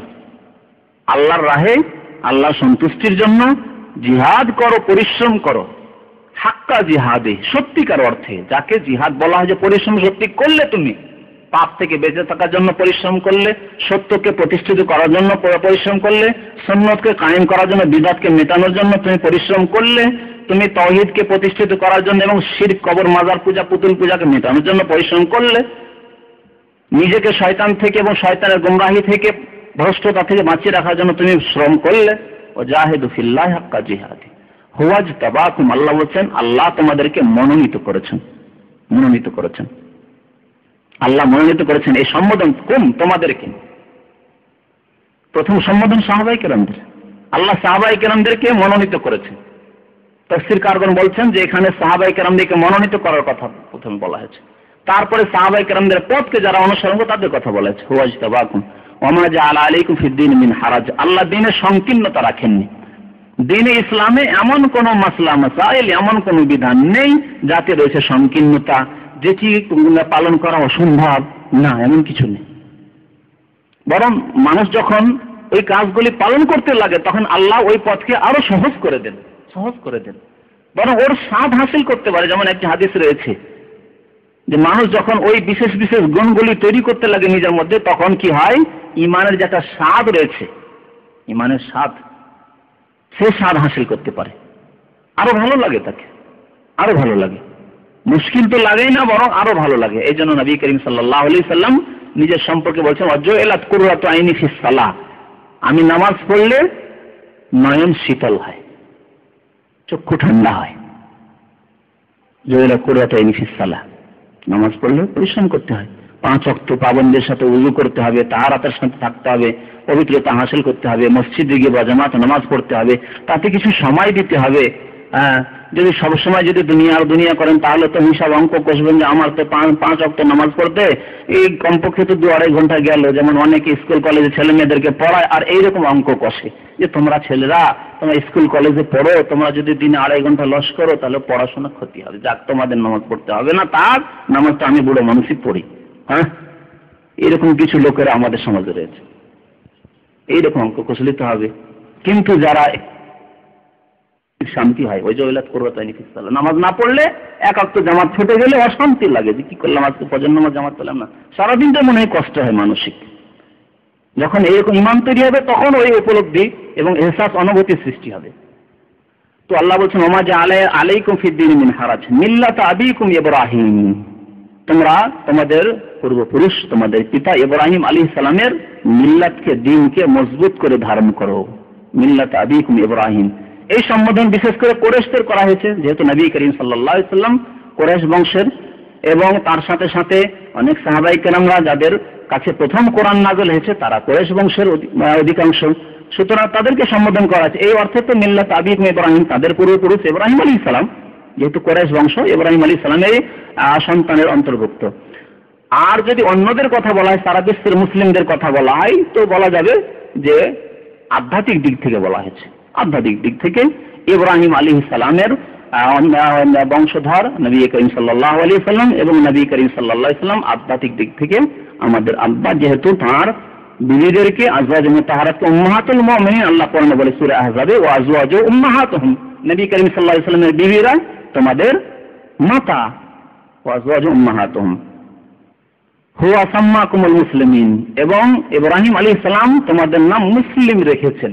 মিন ক্বাবলু ওয়া ফি হাযা, এর পূর্বেও ইব্রাহিম আলাইহিস সালামের জামানায় যারা ইব্রাহিম আলাইহিস সালামের প্রতি বিশ্বাস নিয়ে এসেছিল, ঈমান নিয়ে এসেছিল এবং ইব্রাহিম আলাইহিস সালামকে রাসূল হিসেবে গ্রহণ করেছিল আর আল্লাহর প্রতি বিশ্বাস করেছিল, তাদের নামও মুসলিম ছিল। ওয়া ফি হাযা, এবং এই আল কোরআনেও তোমাদের নাম মুসলিম রাখা হয়েছে। যারা প্রিয় নবী মুহাম্মদ রাসূলুল্লাহ সাল্লাল্লাহু আলাইহি ওয়াসাল্লামের প্রতি ঈমান নিয়ে এসেছে তাদের নাম আল্লাহ কোরআনে রেখেছেন মুসলিম। আমাদেরকে আল্লাহ এই নাম দিয়েছেন ওয়াসাম্মাকুমুল মুসলিমিন, আত্মসমর্পণকারী, যারা আল্লাহ এবং রসুলের আনুগত্যকারী। আল্লাহ এবং রসুলের পক্ষ থেকে কোনো কথা আসলে তারা সে মতো করে মেনে নেই, যুক্তি তর্কে আসে না, তারা জিজ্ঞেস করে না যে এর রহস্যই বা কি, এর তত্ত্ব কি, এর হেকমত বা কি, এসব কথা বলে না তারা। মুসলিম তাকে বলা হয়। আল্লাহর আদেশ, রসুলের আদেশ, আল্লাহর কথা, রসুলের কথা মানতে হবে। এর তত্ত্ব বুঝি আর না বুঝি, এর রহস্য বুঝি আর না বুঝি, আল্লাহ ভালো বুঝেন এবং রসুল ভালো বুঝেছেন, আল্লাহ এবং রসুলের আদেশ। মিন ক্বাবলু ওয়া ফি হাযা লিয়াকুনা রাসূলু শাহীদান আলাইকুম ওয়া তাকুনু শুহাদা আলান নাস, আবার ওই সাক্ষীর কথা বলা হয়েছে যে সাক্ষ্য দান করবে এই উম্মত অন্যান্য উম্মতের উপর। তো আল্লাহ রাব্বুল আলামিন এই আয়াতেও সম্বোধন করে বলেছেন হুয়া ইজতাবাকুম, তোমাদেরকে আল্লাহ মনোনীত করেছেন, সাহাবায়ে কেরামদেরকে আল্লাহ মনোনীত করেছেন। এই মনোনীত হওয়ার কথা আল্লাহ রাব্বুল আলামিন আরেকটি আয়াতে বলেছেন, আলহামদুলিল্লাহ ওয়া সালামুন আলা ইবাদিহিল্লাযিনা ইসতাফা, শান্তি বর্ষিত হোক, আল্লাহর প্রশংসা এবং শান্তি বর্ষিত হোক ওই সব বান্দার ওপর যাদেরকে আল্লাহ ইস্তাফা অর্থাৎ মনোনীত করেছেন। মনোনীত করেছেন আম্বিয়া এবং রাসূলদেরকে করেছেন। এছাড়া এই উম্মতের যেসব বান্দাদেরকে মনোনীত করেছেন এর তাফসীরকারগণ বলছেন যে তারা হচ্ছেন সাহাবায়ে কেরাম। সাহাবায়ে কেরামদেরকে আল্লাহ মনোনীত করেছেন, সিলেকশন করেছেন, এই ভাগ্য দান করেছেন সাহাবায়ে কেরামদেরকে যারা নবী করিম সাল্লাল্লাহু আলাইহি সাল্লামকে সচক্ষে দেখে চক্ষু ঠান্ডা করতে পেরেছেন, তার প্রতি সরাসরি দেখে শুনে ঈমান নিয়ে আসতে পেরেছেন, ওহীর অবতরণ কালে তারা ঈমান নিয়ে আসতে পেরেছেন, মুসলিম হতে পেরেছেন, এবং নবী করিম সাল্লাল্লাহু আলাইহি সাল্লামের ডানে বামে আগে পেছনে থেকে তারা জিহাদ ফি সাবিলিল্লাহ করেছেন, দ্বীনকে মজবুত করেছেন, এই দ্বীনের কালিমা লা ইলাহা ইল্লাল্লাহকে সুউচ্চ করেছেন। এদেরকে আল্লাহ রাব্বুল আলামিন ভাগ্যবান করেছেন। এরা হচ্ছেন আল্লাহর নির্বাচিত। আসসালামু আলা ইবাদিহিল্লাযিনা ইসতাফা, তাদের উপর শান্তি বর্ষিত হোক যাদেরকে আল্লাহ মনোনীত করেছেন। সাহাবায়ে কেরামদের সম্পর্কে 11 নম্বর আয়াত আল্লাহ রাব্বুল আলামিন সূরা হাদীদের 10 নম্বর আয়াতে ইরশাদ করেছেন, লা ইয়াস্তাউই মিনকুম মান আনফাকা মিন ক্বাবলিল ফাতহি ওয়া কাতালা উলাইকা আযমু দারাজাতান মিনাল্লাযিনা আনফাকু মিন বা'দু ওয়া কুল্লান ওয়াদাল্লাহুল হুসনা। আল্লাহ এখানে সাহাবায়ে কেরামদের দুটি ভাগ করেছেন। একটি হচ্ছে প্রথম কালে যারা ইসলাম গ্রহণ করেছেন, অর্থাৎ মক্কা বিজয়ের পূর্বে অথবা হুদায়বিয়ার সন্ধির পূর্বে, 6ষ্ঠ হিজরির হুদায়বিয়ার সন্ধি তার পূর্বে যারা ইসলাম গ্রহণ করেছেন, বা তারপরে হইলেও মক্কা বিজয়, যে 8ম হিজরিতে মক্কা বিজয় হলো তার আগে আগে। আর যারা ইসলাম গ্রহণ করেছেন মক্কা বিজয়ের পরে, মক্কা বিজয় হয়ে যাওয়ার পরে মক্কাতেও ইসলাম সুন্দরভাবে প্রতিষ্ঠিত হলো, মদিনায় ইসলাম প্রতিষ্ঠিত। এখন অনেকেই ইসলাম দলে দলে ইসলাম গ্রহণ করতে, তখন যেমন আল্লাহ সূরা নাসরে বলেছেন ওয়ারাআইতান নাসা ইয়াদখুলুনা ফি দীনিল্লাহি আফওয়াজা, মানুষদেরকে দেখবে মক্কা বিজয় হয়ে যাওয়ার পরে যে তারা আল্লাহর দ্বীনে প্রবেশ করবে আফওয়াজা, দলে দলে। ফৌজ মানে দল, সৈনিক, এজন্য ফৌজ বলা হয় সৈনিককে। ফৌজ আফওয়াজ মানে এক দল নয়, দলে দলে এসে ইসলাম গ্রহণ করবে। পক্ষান্তরে মক্কা বিজয়ের পূর্বে 1 জন 2 জন, একটি ফ্যামিলি, 2টি ফ্যামিলি, 4 জন 5 জন এইভাবে ইসলাম গ্রহণ করতো, দলে দলে নয়। যেহেতু ইসলাম তখন দুর্বল ছিল, মুসলিমরা তখন দুর্বল ছিলেন, তখনও তাদের একটি মজবুত কেল্লা ছিল, তাদের দুর্গ ছিল মক্কা। মক্কা থেকে তারা প্রস্তুতি নিত ইসলামের বিরুদ্ধে। মক্কা যখন তারা হারিয়ে দিল, এই পৌত্তলিকরা মুশরিকরা, তখন তারা দলে দলে ইসলাম গ্রহণ করা তাদের সন্তানরা শুরু করলো, তারা শুরু করলো। ওরা তো পরবর্তীতে যারা ইসলাম গ্রহণ করেছে তারা কোনো মতে ওদের মর্যাদা হাসিল করতে পারে না যারা দুর্বল থাকা অবস্থায়। তারা এই কথা দেখেনি যে না এখন তো দুর্বল, সুতরাং এখন ইসলামের সাথ দেওয়া যাবে, এরকম না। অনেকে আসে বাতাসে চলে, তাই না? বাতাস যেদিকে সেদিকে থাকে। আমাদের দেশের এক শ্রেণীর লোকের আছে যে যেই দল এখন ক্ষমতায় সেই দলেছে, সেই দলে কথা বলতে পারছেন, যে দল সাথে তাদের বাতাসে চলে। আরেক দল আসলে আরেক দলের সাথে, আরেক দল আসলে আরেক দলের সাথে। তো ওই রকম করে যারা আগেই মুসলমান হয়েছে, যখন দুর্বল, যখন ইসলাম গ্রহণ করলে তার মানে স্বীকার করে নিতে হবে এটা যে আমাদেরকে এখন কষ্ট পেতে হবে, মুসিবত আসবে, বালা আসবে, বিপদ আসবে, জুলম অত্যাচার আমাদের হবে, নির্যাতন আমাদের হবে, সব স্বীকার করে নিয়ে ইসলাম গ্রহণ করেছে যারা আগে মুসলমান হয়েছে। পরবর্তী যারা মক্কা বিজয়ের পরে মুসলমান হয়েছে তাদের এই চিন্তা ছিল না যে আমাদেরকেও কেউ বিপদের সম্মুখীন করবে, আমাদেরও ওপর জুলম নির্যাতন হতে পারে, এই কথার চিন্তা ছিল না। সুতরাং দুই দল সমান হতে পারে। আল্লাহ বলেছেন লা ইয়াস্তাবি মিনকুম মান আনফাকা মিন ক্বাবলিল ফাth, মক্কা বিজয়ের পূর্বে যারা আল্লাহর রাস্তায় খরচ করেছে, ব্যয় করেছে, যে সাহাবায়ে কেরামরা, আনসার মুহাজিরিন তারা, এবং যারা পরে ইসলাম গ্রহণ করেছে এবং আল্লাহর রাহে খরচ করেছে, দুটি দল সমান হতে পারে না। যদিও সবাই সাহাবী, সেই জামানায় যারা মুসলমান হয়েছে তারা সবাই সাহাবী, নবী করিম সাল্লাল্লাহু আলাইহি সাল্লামকে যারা দেখেছেন বা সাক্ষাৎ করেছেন নবী সাল্লাল্লাহু আলাইহি ওয়াসাল্লামের সাথে।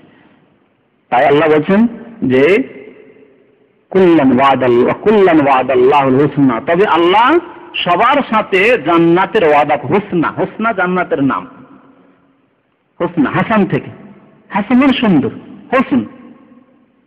আল্লাহ তাআলা জান্নাতের ওয়াদা সবার সাথে করেছেন যারা মক্কা বিজয়ের পূর্বে ইসলাম গ্রহণ করেছেন, মুমিন হয়েছেন, আবু বকর, ওমর, ওসমান, আলী ইত্যাদি ইত্যাদি, তাদের সাথে আল্লাহ জান্নাতের ওয়াদা করেছেন। আর যারা মক্কা বিজয়ের পরে মুসলমান হয়েছেন তাদের সাথে আল্লাহ জান্নাতের ওয়াদা করেছেন। তাহলে সমস্ত সাহাবায়ে কেরামদের সাথে আল্লাহর কি ওয়াদা? জান্নাতের ওয়াদা। আল্লাহ ওয়াদা করছেন। এই জন্য এই আকীদা আমাদের হতে হবে যে সাহাবায়ে কেরামরা সবাই জান্নাতি, সাহাবায়ে কেরামরা সবাই জান্নাতি। তাহলে সবাই যদি জান্নাতি হয় সাহাবায়ে কেরামরা, তাহলে আমরা যে বলি আশারায়ে মুবাশশারা, 10 জন সাহাবীকে আল্লাহ সুসংবাদ দিয়েছেন, এর অর্থ কি থাকে? তাহলে 10 জনের কোনো বৈশিষ্ট্য থাকলো না? 10 জন জান্নাতি, কি বৈশিষ্ট্য? তাহলে কি অর্থ এই হাদিসের? আশরা মুবাশশারা, 10 জন লোককে সুসংবাদ, মুবাশশারা মানে সুসংবাদ প্রাপ্ত। তো 10 জন এমন ব্যক্তি যারা সুসংবাদ প্রাপ্ত, তাদেরকে একটি হাদিসে একসাথে সুসংবাদ দেওয়া হয়েছিল, শুধু এইটুকু। বাকি অন্যান্য সাহাবায়ে কেরামরা জান্নাতি, এর সার্টিফিকেট এই আয়াতে রয়েছে। ওয়া কুল্লান ওয়াদাল্লাহুল হুসনা, প্রত্যেক সাহাবীর সাথে আল্লাহ জান্নাতের ওয়াদা করেছেন, প্রতিশ্রুতি আল্লাহ। সুতরাং প্রত্যেক সাহাবী জান্নাতি, এমনকি যাদের দ্বারা কাবিরা গুনাহ হয়েছে তারাও জান্নাতি। এরকম 2 জন সাহাবায়ে কেরামদের ঘটনা রয়েছে হাদিসে যে যাদের দ্বারা কাবিরা গুনাহ হয়েছে তারা জান্নাতি।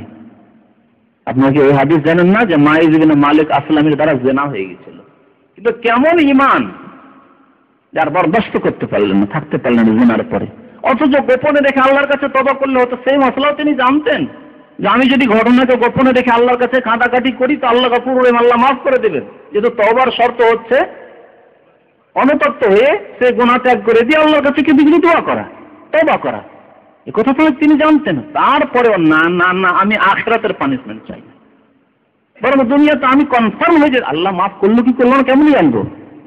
প্রশ্ন মনে মগজে ঢুকে গেছে যে আমি যদি কেঁদে কেঁদে আল্লাহর কাছে দোয়া করি কিন্তু মাফ হলো কি হলো না তা তো জানা নেই, তওবা করলাম কিন্তু মাফ হলো কি না কনফার্ম না। আর যদি হদ কায়েম করে দেওয়া হয়, শাস্তি হয়ে যায় দুনিয়াতে, তাহলে নিশ্চিত ইয়াকিন হয়ে গেল যে আমার মাফ হয়ে গেছে। বিবাহিত মানুষ নবী করিম সাল্লাল্লাহু আলাইহি সাল্লামের দরবারে আসছেন, বলছেন ইয়া রাসূলুল্লাহ জানাইতু, হে আল্লাহ রাসূল আমি ব্যভিচারে লিপ্ত হয়ে গেছি। নবী সাল্লাল্লাহু আলাইহি ওয়াসাল্লাম বলছেন যে যাও যাও, মুখ ফিরিয়ে নিচ্ছেন যে হয়তো চলে যাবে লোকটি বলে। আবার এইদিকে আসছে, এসে বলছে ইয়া রাসূলুল্লাহ জানাইতু তাহিরনি, আল্লাহ পবিত্র করুন, আমি নাপাক হয়ে গেছি, তাহিরনি পবিত্র করুন, আমি মহাপাপ করে ফেলেছি। নবী সাল্লাল্লাহু আলাইহি ওয়াসাল্লাম আরেকবার এইদিকে মুখ ফিরিয়ে নিচ্ছেন, আবার আসছে, এভাবে 4 বার করে 4 দিকে নবী করিম সাল্লাল্লাহু আলাইহি ওয়াসাল্লাম ফিরে যাচ্ছেন। সামনে এসে আবার বলছে, ইয়া রাসূলুল্লাহ তাহহিরনি, জানাই তো ইয়া রাসূলুল্লাহ। একাধিক শব্দ এসছে, আকিম আলাইহি হাদ্দান, আপনি হদ, আল্লাহর হদ কায়েম করুন, আমাকে পাক পবিত্র করুন। অথচ তিনি জানছেন আমি বিবাহিত মানুষ, কোরআনের বিধান হাদিসের বিধান যে বিবাহিত মানুষ জেনা করে আর যদি প্রমাণ হয়ে যায় বা স্বীকারোক্তি হয়ে যায় তাহলে সংসার করে দেওয়া হবে, পাথর মেরে শেষ করে দেওয়া হবে, মাসলাও জানাচ্ছে। কিন্তু চিন্তা শুধু এইটুকু যে আল্লাহ যদি মাফ না হয় তো কি হবে। বারবার করে আসছেন নবী সাল্লাল্লাহু আলাইহি ওয়াসাল্লাম 4 বার শোনার পরেও তিনি বলছেন যে সাহাবীদের বলছেন, আচ্ছা দেখো তো একটু মুখটা একটু শুঁকে দেখো তো, কি শরাব খেয়েছে নাকি, মদ খেয়েছে নাকি, মদ পান করেছে, হাল শারিবাল খামর, একটু দেখো, হতে পারে যে মাতলামি করে মদ খেয়ে এসে বলছে যে এইরকম কাজ করেছে, নাহলে এরকম কি বলে। ঈমান বাধ্য করছে। এই জন্য ইসলাম যে তারবিয়া প্রশিক্ষণ করেছে, সে প্রশিক্ষণে যেইভাবে মানুষ তৈরি করা হয়েছে, কোনো বাহিনী দিয়েও কোনো শক্তি তৈরি করতে পারেনি আর পারবে না। কোনো ফোর্স রয়েছে, বাহিনী রয়েছে, কিচ্ছু নেই, কোনো পুলিশ নেই, পাহারা নেই, ধরে আনা হয়নি, তাকে ধরা হয়নি কুকাজের ক্ষেত্র থেকে, কিছুই না। কাজ কখন হয়ে গেছে কেউ জানতে পারেনি, এমনকি পাড়া প্রতিবেশীরও কেউ জানে না, ফ্যামিলির কেউ জানে না। নবী করিম সাল্লাল্লাহু আলাইহি ওয়াসাল্লামের সাথে এসে দেখা করে বারবার করে কথা বলছেন তিনি। নবী সাল্লাল্লাহু আলাইহি ওয়াসাল্লামের সাহাবারা দেখলেন, শুনে দিলেন যে ইয়া রাসূলুল্লাহ, না কোনো রকম গন্ধ নেই, মদ্যপান করেনি। নবী সাল্লাল্লাহু আলাইহি ওয়াসাল্লাম আগেকার জন্য জিজ্ঞেস করছেন নিজে, কি তুমি পাগল নাকি, মস্তিষ্কে বিকৃত তো না তুমি, আগেকার জনুন? সে বলছে, ইয়া রাসূলুল্লাহ লাইসা বিজনুন, আমি পাগল না, পাগল না। রাসূলুল্লাহ সাল্লাল্লাহু আলাইহি ওয়াসাল্লাম জিজ্ঞেস করছেন সন্দেহ দূর করে দেওয়ার জন্য, যে দেখো হতে পারে যে তোমার দ্বারা অল্প স্বল্প কিছু হয়েছে, কিন্তু ছোট জেনা, হয়তো স্পর্শ করেছো বা এরকম কিছু হয়েছে তোমার দ্বারা, যাও তুমি যাও। ইয়া রাসূলুল্লাহ আপনি এভাবে আমাকে ফিরিয়ে দেবেন না, আমি জাহান্নামে যেতে চাই না, আমি পরকালে শাস্তি চাই না। ইয়া রাসূলুল্লাহ আমাকে একটুই শাস্তি দেন যাতে করে পরকালে আমি নিশ্চিতভাবে জান্নাতে যেতে পারি। নবী সাল্লাল্লাহু আলাইহি ওয়াসাল্লাম একবারে এমনকি উদাহরণ দিয়ে জিজ্ঞেস করে, উদাহরণ দিয়ে, যেহেতু হাদিসে এসছে এই জন্য বলতে লজ্জার প্রশ্ন ওঠে না। নবী সাল্লাল্লাহু আলাইহি ওয়াসাল্লাম বলছেন যে ওই রকম ভাবে কি তোমার কাজ হয়েছে যেইভাবে সুরমা ওঠার জন্য সুরমাদানি ঢুকিয়ে সুরমা উঠানো হয় ওইভাবে? নবী সাল্লাল্লাহু আলাইহি ওয়াসাল্লাম জিজ্ঞেস করছেন হাদিস কনফার্ম হওয়ার জন্য, যে হতে পারে যে না ওপরই কিছু হতে অল্প স্পর্শ করেছে বা কিছু করেছে। সে বলছে যে ইয়া রাসূলুল্লাহ, জি না, ওইভাবে যেইভাবে আমরা সুরমা উঠিয়ে চোখে দিই সেইভাবে আমার কাজ হয়েছে। নবী সাল্লাল্লাহু আলাইহি ওয়াসাল্লাম, তাহলে তো কথা সত্য, যাও একে নিয়ে যাও, ভালোভাবে নিয়ে একে রজম করে দাও, সাহাবায়ে কেরামদেরকে বললেন। জি, তাহলে যার দ্বারা কাবিরা গুনাহ হয়েছে তার ঈমানের এই অবস্থা। নবী করিম সাল্লাল্লাহু আলাইহি ওয়াসাল্লাম এই সাহাবী যে কাবিরা গুনাহ যার দ্বারা হয়ে গেছে সেই সাহাবীকে রজম করার সময় খালিদ বিন ওয়ালিদ একটি মন্তব্য করেছিলেন, না যেন মন্তব্য করেছিলেন, উফ লোকটি কেমন ভাবে মারা গেল, যেমন কুকুর মারা যায় ওইভাবে মারা গেল, এইভাবে কথাটি বলেছেন। নবী করিম শুনে অসন্তুষ্ট হয়েছিলেন খালিদের উপর। খালিদ তুমি বললে কি বললে তুমি, লা তাসুব্বু আসহাবি, আমার সাহাবাইদেরকে গালিগালাজ করবেন না, অকথ্য ভাষা, এই অশ্লীল ভাষা ব্যবহার করবেন না। তুমি বললে কুকুরের মতো লোকটি মারা গেল, পাথর মারছে চারিদিক দিয়ে, লোক ছোটাছুটি করে এবার মারা গেল, খবরদার এইরকম কথা বলা। লা তাসুব্বু আসহাবি ফাওয়াল্লাযী নাফসি বিয়াদিহি, সেই আল্লাহর শপথ করে বলছে যে আল্লাহর ক্ষমতাধীন আমার জীবন রয়েছে, যে আল্লাহর হাতে আমার জীবন রয়েছে, লাউ আনফাকা আহাদুকুম মিসলা উহুদিন যাহাবান মা বালাগা মুদ্দা আহাদিহিম ওয়ালা নাসিফা, তোমাদের কেউ, অর্থাৎ খালিদ বিন ওয়ালিদ মুসলমান হয়েছিল হুদাইবিয়া সন্ধির পরে 6 হিজরির পরে, তোমাদের কেউ, অর্থাৎ সাহাবী, এমন না যে আমাদের সাথে তুলনা করা হয়েছে, তোমাদের কেউ যদি ওই মায়েজের মতো যারা আগেই মুসলমান হয়েছে, তোমার অনেক পূর্বে মুসলমান হয়েছে, লাউ আনফাকা আহাদুকুম মিসলা উহুদিন যাহাবান, উহুদ পাহাড় সমপরিমাণ সোনা যদি তোমরা যারা পরে মুসলমান হয়েছো হুদাইবিয়া সন্ধির পরে, মক্কা বিজয়ের পরে, তোমরা যদি আল্লাহর রাস্তায় ব্যয় করো, খরচ করো আল্লাহর দ্বীনের খিদমতে, তাহলে তারা যদি 1 মুদ অথবা আধা মুদ খরচ, 1 মুদ মানে 600 গ্রাম, 600 গ্রাম বা 300 গ্রাম যদি তারা আল্লাহর রাস্তায় দান করে থাকে, তাদের সওয়াবে তোমরা পৌঁছিতে পারবে না। এই হচ্ছে সাহাবায়ে কেরামদের মর্যাদা। নবী করিম সাল্লাল্লাহু আলাইহি ওয়াসাল্লাম বলেন এমন ভাবে এই মায়ের তওবা করেছে যে এই তওবাকে যদি 70 জনের মাঝে ভাগ বন্টন করে দিয়ে দাও, তাও মদিনাবাসী, আমাদের জামানার মতো পাপী লোকদের উপরে নয়, তাদেরকে বন্টন করে দেওয়া হয়তো মদিনার লোকদের উপরে, যদি 70 জন লোকের উপরে বন্টন করে দেওয়া হতো, এই মায়েজিন মালিকের তওবা কত খুলুসিয়াত এবং নিষ্ঠার সাথে তওবা করেছে, তাকে বাধ্য করেছে আসতে, সে জানছে তার পরিণতি কি হবে, কিন্তু না কোনো লজ্জা, না কোনো ভবিষ্যতের চিন্তা, না বেঁচে থাকার আশা আকাঙ্ক্ষা, কিচ্ছু না। তওবা কবুল হতে হবে, এবং আমি নিশ্চিত হতে চাই যে আমার তওবা কবুল হয়েছে এই মরে যাওয়ার মাধ্যমে, এই রজমের মাধ্যমে, সংসারের মাধ্যমে। 70 জনের জন্য এই তওবা যথেষ্ট ছিল, মায়েজিন মালিকের তওবা। জি হ্যাঁ, এই হচ্ছে সাহাবায়ে কেরামদের মর্যাদা। তো আল্লাহ রাব্বুল আলামিন তাই বলছেন যে কুল্লান ওয়াদাল্লাহুল হুসনা, এই কথার উপরে এই হাদিসটি বললাম যে আল্লাহ প্রত্যেক সাহাবীর সাথে জান্নাতের ওয়াদা করেছে, জান্নাতের ওয়াদা, প্রত্যেক সাহাবী জান্নাতে যাবেন। বাকি বিশেষ বিশেষ হাদিসে বিশেষ বিশেষ লোকদের জান্নাতে থাকার কথা এসছে, যেমন 10 জন সাহাবায়ে কেরামদের কথা, 10 মুবাশশিরদের কথা এসছে, হযরত ফাতিমা রাদিয়াল্লাহু তাআলা আনহার কথা এসছে, তারপরে আপনার হযরত হাসান হোসেনের কথা এসছে, ইত্যাদি ইত্যাদি। 12 নম্বর আয়াত আল্লাহ রাব্বুল আলামিন বলছেন নবীকে সম্বোধন করে, ইয়া আইয়ুহান নবী, হে নবী, হাসবুকাল্লাহ, ইয়া আইয়ুহান নবী, ও হে নবী, আল্লাহ তোমার জন্য যথেষ্ট, আল্লাহ যথেষ্ট। আল্লাহ তো 7 আকাশের উপর থেকে যথেষ্ট, আল্লাহর মদদ, আল্লাহর সাহায্য, আল্লাহর তৌফিকের দিক দিয়ে। কিন্তু মানুষের পৃথিবীতে সাহায্যকারী লাগে, মাধ্যম কিছু লাগে, আপনার পাশে যে দাঁড়াবে, আপনার সাহায্য সহযোগিতা করবে, আপনার সাথে কোঅপারেশন করবে, এইরকম লোকের প্রয়োজন রয়েছে। তাই আল্লাহ তার সাথে সাথে কি বলছেন, ওয়ামানিত্তাবাকা মিনাল মুমিনিন, আল্লাহ তোমার জন্য যথেষ্ট, আর যেসব মুমিনরা তোমার অনুসরণ করেছে তারা তোমার জন্য যথেষ্ট। কারা তখন ছিল? সাহাবায়ে কেরামরা। তাহলে আল্লাহ কি বলছেন যে আল্লাহ তোমার জন্য যথেষ্ট, আর তোমার সাহাবায়ে কেরাম যারা তোমার অনুসরণ করেছে, ঈমান নিয়ে এসেছে, তারা যথেষ্ট তোমার জন্য। জিহাদ ফি সাবিলিল্লাহর জন্য লোকের প্রয়োজন যথেষ্ট, আল্লাহর মদদ নেমে আসবে এবং তোমার সাহাবীরা তোমার সাথে জিহাদ করবে। দিনকে উঁচু করার জন্য মেহনত পরিশ্রমের প্রয়োজন, ধন সম্পদ ব্যয়ের প্রয়োজন, আল্লাহ মদদ করবেন এবং তোমার সাহাবীরা মাঠে নেমে আসবে। হাসবুকাল্লাহ, আল্লাহ তোমার জন্য যথেষ্ট। ওয়ামানিত্তাবাকা মিনাল মুমিনিন, এবং মুমিনদের মধ্য থেকে যারা তোমার অনুসরণ করেছে, অর্থাৎ মুমিন যারা তোমার অনুসরণ করেছে তারা তোমার জন্য যথেষ্ট। 50টা হয়ে গেছে, তো শেষ করা যাক তাহলে প্রশ্নের উত্তর না। তো আল্লাহ রাব্বুল আলামিন আমাদেরকে আমাদের ঈমানকে সতেজ করার জন্য তৌফিক দান করেন, আমাদেরকে সাহাবায়ে কেরামদের অনুসরণ করার, ইত্তিবা করার জন্য তৌফিক দান করেন। আল্লাহ রাব্বুল আমাদেরকে কোরআন এবং হাদিসকে শেখার এবং তার প্রতি আমল করার জন্য তৌফিক দান করেন। আল্লাহ আমাদের অতীতের গুনাহ খাতা যেন মাফ করে দেন। আল্লাহ রাব্বুল আমাদের ভবিষ্যতে যেন সৎ আমলের বেশি বেশি তৌফিক দান করেন। আল্লাহ আমাদেরকে সাহাবায়ে কেরামদের সাথে জান্নাতে যাওয়ার তৌফিক দান করেন। আল্লাহ তাদেরকে আমাদের ভালোবাসার তৌফিক দান করেন। আমিন। সাল্লাল্লাহু আলা নবিয়িনা মুহাম্মদ ওয়া আলা আলিহি ওয়া সাহবিহি আজমাইন। কোন সূরা বলছিলেন শেষখানে? জন্য জরুরি, যেখানে থাকবেন আপনার দ্বীনের তাবলীগ করবেন, তবে বিশেষ কোনো তারিকায় তাবলীগ করতে হবে এই রকমের কিছু ইসলামে নেই। 40 দিনের জন্য যেতে হবে, 3 দিনের জন্য যেতে হবে, আর কোটলাপাটি নিয়ে এই দেশ থেকে ওই দেশ যেতে হবে, এসব কিছু নেই।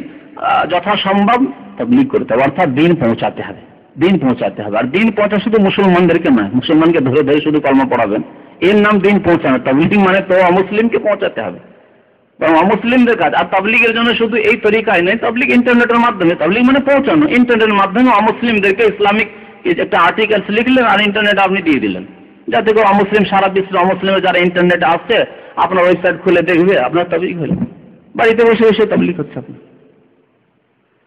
তাবলীগ মানে পৌঁছানো, যে কোনো পন্থায়, ক্যাসেটের মাধ্যমে পৌঁছান, বক্তব্যের মাধ্যমে পৌঁছান, কিতাব লিখনির মাধ্যমে পৌঁছান, ইন্টারনেটের মাধ্যমে পৌঁছান, আপনি যেইভাবে, এমনকি প্রচার মাধ্যম যে টিভি বা রেডিও সেন্টারগুলি রয়েছে সেগুলা ইসলামিকরণ করে যদি ইসলামিক আলোচনাগুলি, বিষয়বস্তুগুলি, কোরআনে তাফসীর অথবা আলোচনা, ইসলামিক যে কোনো আলোচনা, এগুলি বিষয়ভিত্তিক যদি পৌঁছানো যায়, এর নাম তাবলীগ। মুসলিমদের কাছে, অমুসলিমদের কাছে, মুসলিম যারা আমলে যাদের ত্রুটি রয়েছে তাদের কাছে, আর সবচেয়ে বড় কথা অমুসলিমদের কাছে আমাদের দ্বীন পৌঁছাতে হবে, এর নাম তাবলীগ। নবী করিম সাল্লাল্লাহু আলাইহি সাল্লাম অমুসলিমদের কাছে তাবলীগ করেছেন, দ্বীন পৌঁছেছেন, আর মুসলিমদের ইসলাহ করেছেন, সংশোধন করেছেন, তাদের তরবিয়ত, প্রশিক্ষণ দিয়েছেন। মুসলিমের কাছে তো অলরেডি পৌঁছে আছে, একজন মুসলিমের কাছে দ্বীন পৌঁছে আছে, তার কাছে আসলে তাবলীগ না, তার জন্য হচ্ছে ইরশাদ। ইরশাদ অর্থাৎ তাকে তার সংস্করণ করা, তার মধ্যে যেসব ত্রুটি রয়েছে। এই জন্য সৌদি আরবে ইসলামিক সেন্টারগুলির নাম দাওয়া ওয়াল ইরশাদ, দুটি শব্দ ব্যবহার হয়েছে, দাওয়া, ইরশাদ। দাওয়া নন মুসলিমদের জন্য, দাওয়া মানে ডাকা, এখন আসেনি যে কল করা, আহ্বান করা, তো অমুসলিমদেরকে কল করা, আর ইরশাদ মানে গাইড করা। মিসগাইড হয়ে গেছে তার। মুসলিম কিন্তু হয় বিদআতের তরিকা ধরে নিয়েছে, কবর মাজারের তরিকা ধরে নিয়েছে, পীরের তরিকা ধরে নিয়েছে, অথবা মসজিদে না গিয়েছে আড্ডায় বসে থাকছে, ফিল্মের কাছে বসে থাকছে। গাইড ঠিক হয়নি। মসজিদের দিকে গাইড করা, শিরক বিদআত ছাড়িয়ে দিয়ে সুন্নাত এবং তাওহীদের দিকে গাইড করা, এর নাম হচ্ছে ইরশাদ। আর এগুলি সৌদি আরব আলহামদুলিল্লাহ সরকারি পর্যায়ে, সরকার আলহামদুলিল্লাহ ইসলামিক সরকারের সহযোগিতায় সুন্দরভাবে এখানে কাজ হচ্ছে, কোরআন এবং হাদিস ভিত্তিক কাজ হচ্ছে। কে বললো যে দাওয়াত তাবলীগ হয় না? আর তাবলীগ মানে শুধু এই নয় যেই ভাষায় তাবলীগ শব্দটি তারা ব্যবহার করেছে, বরং তাতে যে বিশেষ বিশেষ কিছু তরিকা রয়েছে সেগুলি বর্জনীয়, সেগুলি কোরআন এবং হাদিসে নেই। কোনো একজন সাহাবী 40 দিনের জন্য ছেলে মেয়ে ছেড়ে যান, বরং ছেলে মেয়ে সংশোধন সংস্কার করা বেশি ফরজ আপনার জন্য। আপনার আত্মীয় স্বজনদের ইসলাম সংশোধন করা বেশি ফরজ আপনার জন্য। আপনার আত্মীয় স্বজন তাদেরকে অন্ধকারে রেখে দিলেন আর দূরে দূরে আলো ছড়িয়ে বেড়াচ্ছেন, তা না। প্রথম চেষ্টা করতে হবে নিজেদের মাঝে, এবং গুরুত্ব যে জিনিসের বেশি সেই জিনিসের উপর গুরুত্ব দিতে হবে আগে। তারাও সঠিক কথা আছে যদি তারা গোঁড়ামি না করে। হক কথা হচ্ছে যে চার মাযহাবের অনুসরণ হয়তো বংশগতের দিক দিয়ে ঠিক আছে করে যাচ্ছে, কিন্তু গোঁড়া নয়। মুশকিলটা হচ্ছে গোঁড়ামি। গোঁড়া নয় কেন বললাম? যে চার মাযহাব অনুসরণ করে সাধারণ মানুষ কি কোরআন এবং হাদিস হিস্ট্রি করতে পারবে? এক শ্রেণী মানুষ মনে করে আমি প্রথমখানে এসে ইসলামী সেন্টারে এসে আমি বোখারি পড়বো। বোখারি কি বুঝবেন? ভালো ভালো আলেম বোখারি বুঝতে পারেন, আর আপনি কি বোখারি বুঝবেন? হ্যাঁ, তো সুতরাং এই তরিকাও নয় যে আপনি একটা প্রাইমারি ছাত্র আর আপনি একবারে প্রথম বোখারি আর মুসলিম খুলে বুঝবেন, হাদিস মিশকাত বুঝবেন, একটি হাদিস পড়ে আমল করতে লাগবেন না। তো কথা হচ্ছে যে মাযহাবের গণ্ডিতে থেকেও সঠিক পথ পেতে পারে, শর্ত হচ্ছে যে গোঁড়ামি যাতে না থাকে। অর্থাৎ সহিহ হাদিস তার কাছে স্পষ্টভাবে চলে আসলো যেটি তার মাযহাবের খেলাফ, তখন সহিহ হাদিসকে প্রাধান্য দিতে হবে। মাযহাবের মাসলা মাসাইলে অনেক ক্ষেত্রে যে ইমাম সাহেবের কথা বা ইমাম সাহেবের ছাত্রের কথা, তাতে ভুল থাকতে পারে। ইমাম আবু হানিফা কোনো রসুল নন, সাহাবী নন, তো রসুল কি করে হবে? ইমাম শাফি কোনো রসুল নন, ইমাম মালিকও রসুল নন, ইমাম আহমদ বিন হাম্বল কেউই নবী রসুল নন।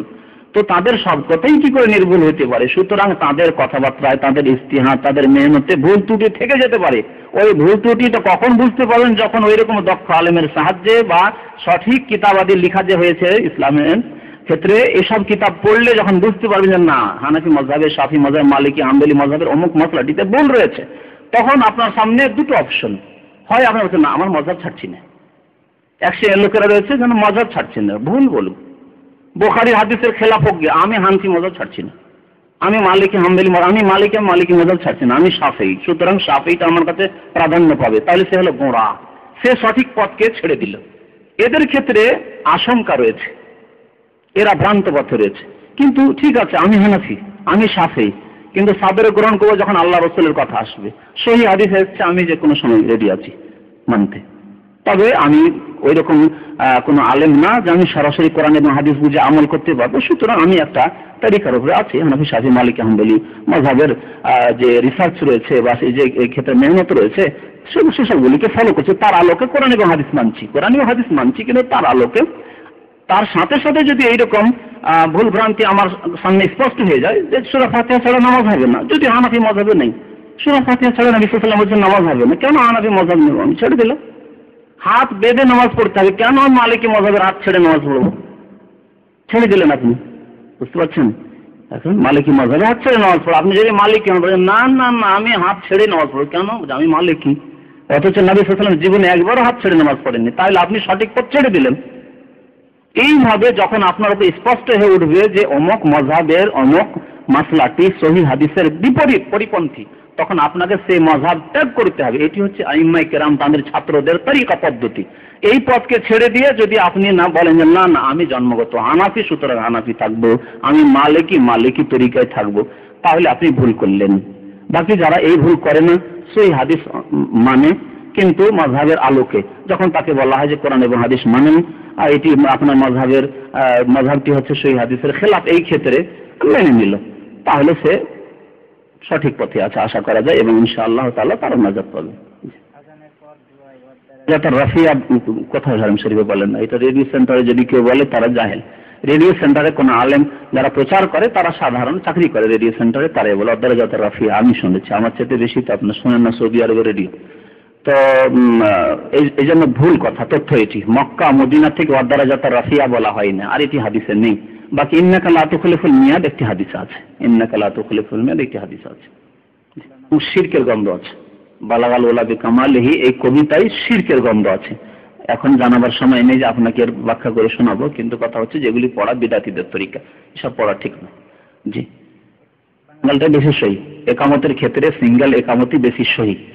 একটি হাদিসে ডবল একামত আছে, তার সাথে সাথে আজানটিও, আজানের তারজি আছে। যদি আপনাকে হাদিসের উপর আমল করতে হয় তো সেভাবে করতে পারেন, অসুবিধা নেই, কিন্তু শুধু একটি ধরে নেবেন না, ডবল একামত হাদিস আছে।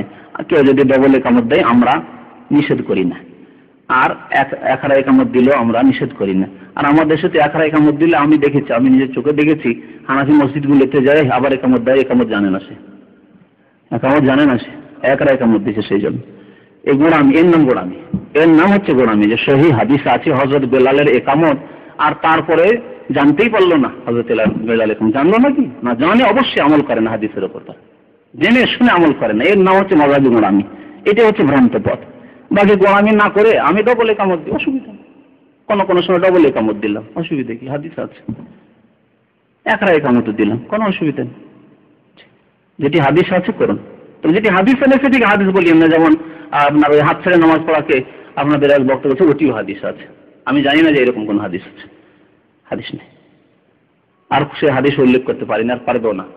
হাত ছেড়ে নামাজ পড়া হাদিস নেই। তো এইরকম ভ্রান্ত যেগুলো কিছু মাসলা থেকে গেছে, গোড়ামিগুলো, ওই গোড়ামিগুলো ছেড়ে দিলে ঠিক আছে। মযহাবের কিতাবই পড়েই তো আমরা আলেম হয়েছি, কিন্তু মযহাবকে অন্ধভাবে বিশ্বাস করে না, কোরআন এবং হাদিসকে অন্ধভাবে বিশ্বাস করি। কোরআন এবং হাদিসকে অন্ধভাবে বিশ্বাস করে এবং মযহাবের কিতাবাদি স্টাডি করে কম্পেয়ার করতে হবে সেগুলো কোরআন এবং হাদিস, কোরআন এবং হাদিসকে যাচাই করতে হবে সেসব কথাগুলি। এটি হচ্ছে সত্য পথ।